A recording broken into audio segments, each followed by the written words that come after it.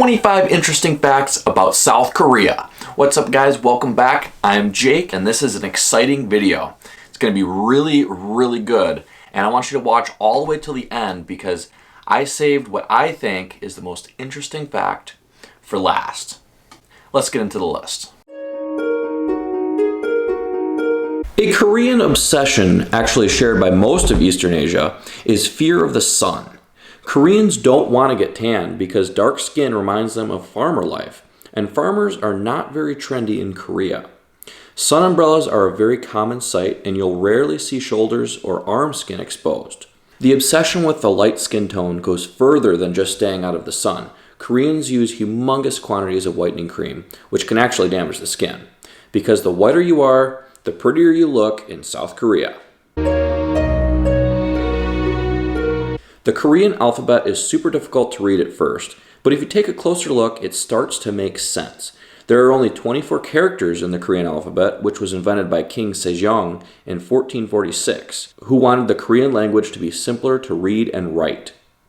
The alphabet is made to be as intuitive as possible. For example, the O sound is a letter shaped like an O, as this resembles the shape our mouths make when creating the sound. South Korea is known for having some of the fastest internet connections in the world. It is also widely available, which is why so many people there use it. They have high-speed internet at almost every cafe, and because of this, lots of people go to cafes to play video games, which are extremely popular here. We'll talk more about this in fact number 12. In addition to their incredible Wi-Fi, their mobile data services are excellent too. The availability of 4G phone signal is 99.8%. According to Statista.com, 96.5% of South Koreans use the internet, compared to only 91.8% in the United States. Koreans don't like the number 4 very much. I almost put this on my list at number 8. Would have been a missed opportunity. Given the similarity of the pronunciation between the word for the number 4 and the word for death, in South Korea, 4 is considered to bring bad luck. Just as you might not find a number 13 bed in a Western hospital, in many Korean buildings, you won't find a button for the 4th floor on the elevator. It will be marked as F instead. Not everyone shares this superstition though. While it's common among older generations, many younger people don't have such strong feelings about the number 4. Cosmetics are popular with both men and women. Almost all Western countries are taught that makeup is traditionally a female commodity, serviced, bought, and used exclusively by women. However, South Korea has broken this rule for many years, and men are known to use makeup almost just as much as women. In a country where physical beauty is glorified and imperfections are nitpicked, it's no wonder why men have become accustomed to applying makeup. Whilst among the average guy, it would be hard to distinguish whether or not they've got a light layer on, all Korean celebrities, females and males, from famous singers, dancers, MCs, variety show stars, and event professional league gamers, which basically are celebrities in South Korea, will always have a makeup artist at hand when they're doing a public appearance. Sadly, it's a known fact in the community that Korean fans of celebrities tend to be harsh when it comes to critiquing the physical appearance of their favorite stars, and any form of imperfection will quickly do a savage round on the internet before anyone knew what hit them. Men in Korea are not ashamed of applying makeup. In fact, they're actually quite dismissive, considering it a completely normal and acceptable practice. Whilst their regime may not be as stringent as females, they would commonly apply items such as eyebrow pencil, blemish cream, and of course, hair product. There is no preconceived idea in Korea that men wearing makeup are less manly. On a national scale, Korean men spend close to $900 million a year on cosmetics. Korean culture is very hierarchical and very much based on age. Therefore, calling someone by their name is only allowed in very specific situations. You would mostly refer to them by title. However, this can certainly cause confusion in the workplace if you're managing someone older than you, and even at home, since it can be a point of strife if family members don't recognize rank. You might have noticed that a surprising number of South Korean people are named either Kim, Park, or Lee. Does this mean they're all related? Of course not. The reasons for this go back very far in history, all the way back to the Silla Kingdom, from 57 BC to 935 AD.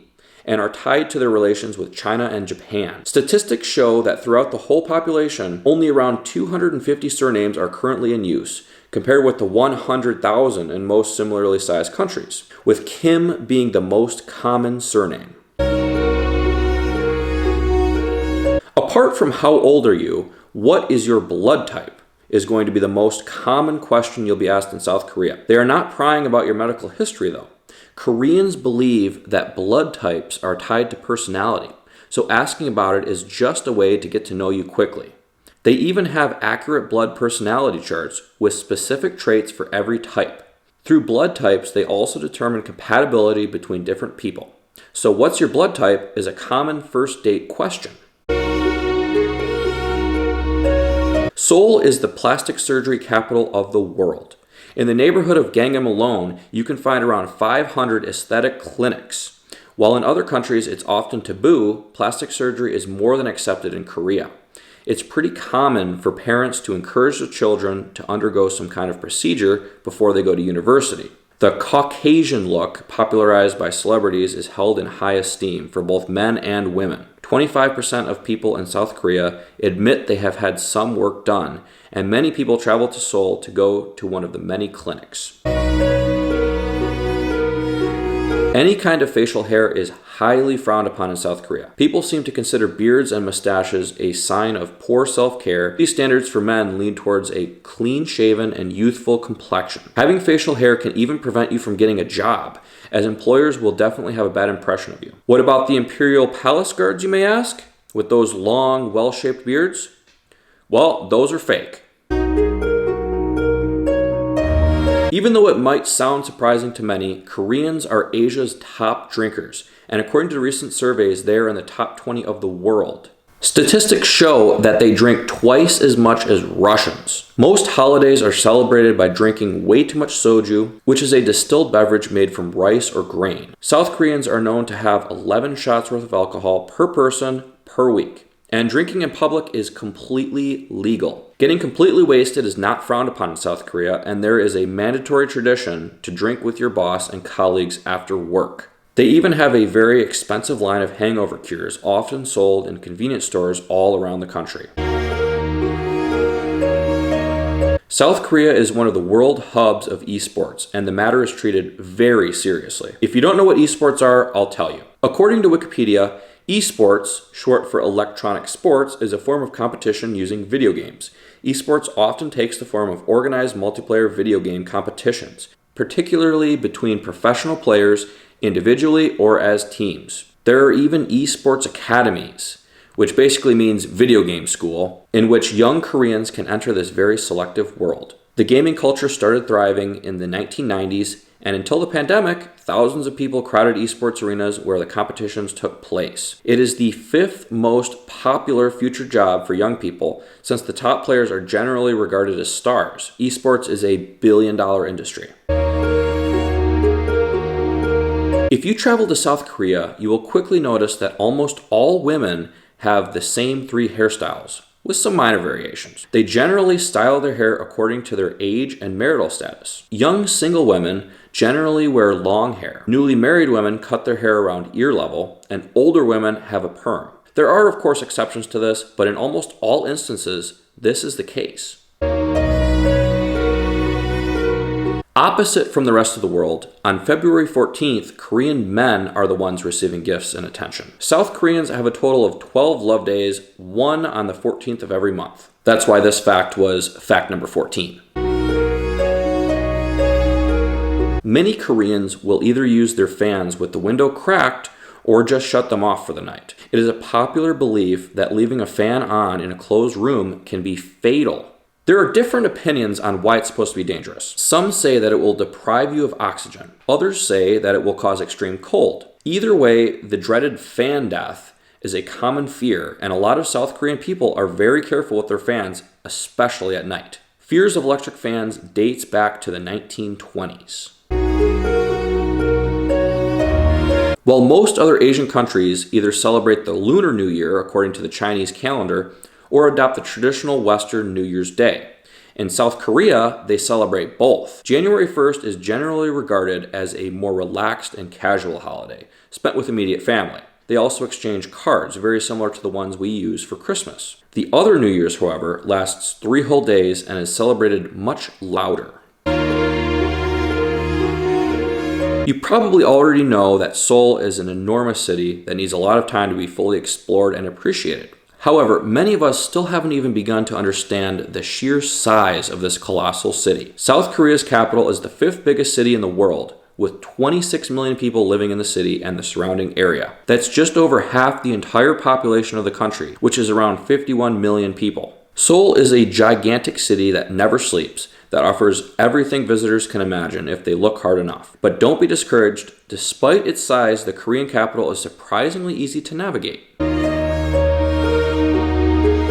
More than half of South Korea is covered in forests, even though it's one of the world's most urbanized countries. One of the best things about Korea is that you can have all the intention of spending your entire holiday in the city, soaking in the cityscape, shopping at all the world-class brands, eating top-class cuisines, and generally living the high life. But if you ever feel like you need to escape the urban and go into nature, it is literally a stone's throw away, or at least a bus/train ride.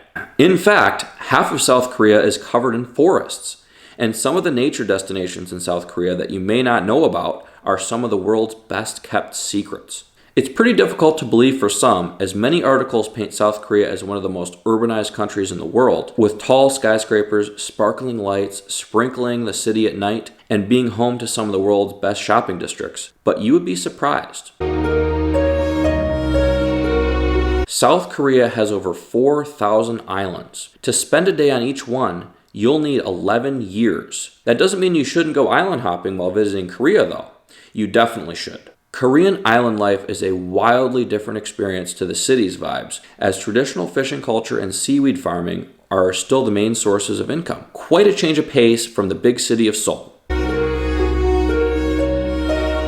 South Korea uses crime reenactment as a way of demonstrating to the public that it is in full control in the investigation of crimes that have received wide public attention. Crime reenactment involves escorting the accused to the crime scene in which the crime took place and ordering them to reenact what happened. In a humiliating event, the accused is photographed by the media and the public is allowed to spectate. This is something that has attracted considerable human rights interest, as the individuals involved often have not yet to be charged. In a culture where a face is everything, the fallout for those who are subsequently found to be innocent can be devastating.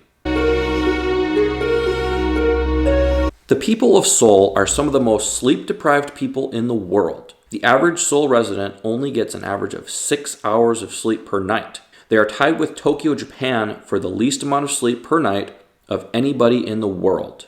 I would not like that. I always try to get 8 to 9 hours. Instead of air heaters, South Koreans have heated floors called ondol, which means warm stone. The heat is passed in pipes under the floor. The heating system goes back to the Koguro dynasty, from 37 BC to 668 AD, and is still very popular, with more than 90% of the houses using it today. Because of this, South Koreans often eat, sleep, and watch TV on the warm floor.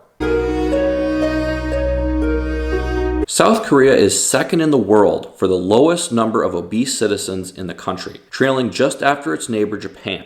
With that being said, you're probably wondering, for a country that is known for a gargantuan consumption of fried chicken, incredible variety of snacks and soft drinks, and a drinking culture that consists of limitless bottles of soju on a daily basis, how is this possible? Well, their diet is built heavily around pickled vegetables, the most famous being kimchi. Also, compared to many Western countries, the food portioning in South Korea is relatively small. Another indirect contributor to their low obesity rate may be that, whilst all countries hold physical appearance to some level of esteem, South Koreans take this to another level. How a person looks, whether they're an average Joe or a celebrity, dictates how they will be perceived and treated. With such strong emphasis on the face and body, they tend to take extra care when it comes to their body size. It is not cool to be fat in South Korea. Kimchi is the most popular side dish in Korea, and it is also the most famous South Korean food. South Koreans typically eat kimchi with every meal and with almost anything. For breakfast, on its own, with rice, as a side dish, with ramen noodles, as a part of a 10-course meal. It's simply a way of life. South Korean people actually say kimchi when taking a photo instead of cheese. It's most generally made with fermented anchovy, ginger, garlic, green onions, and red pepper powder. There are over 200 types of kimchi today, and they're all filled with vitamins, minerals, and proteins from the lactic acid fermentation of the vegetables or meats it's made with. Now, I saved what I think is the most interesting fact for last, just like I mentioned earlier in the video. But I just wanted to take this time to remind you, if you're enjoying the video, leave me a like and subscribe. Okay, here we go with number 25. If you as a foreigner ask a Korean person their age, they will give you two numbers, their international age and their Korean age. You see, South Koreans are considered 1 when they are born instead of 0. But wait, it gets even better. Koreans become a year older every January 1st. Pretty confusing? Yes. If a child is born on December 31st, they are 1 at the time they're born, and then as soon as it's January 1st, the new year, they become 2. So, a baby could be less than 24 hours old and already be 2 in Korean years. There's a bill right now trying to change this system, but I personally hope the bill fails because I think the system is super cool and unique. It definitely is confusing to me as an American, but it's something no other country has, and I think that makes it pretty cool.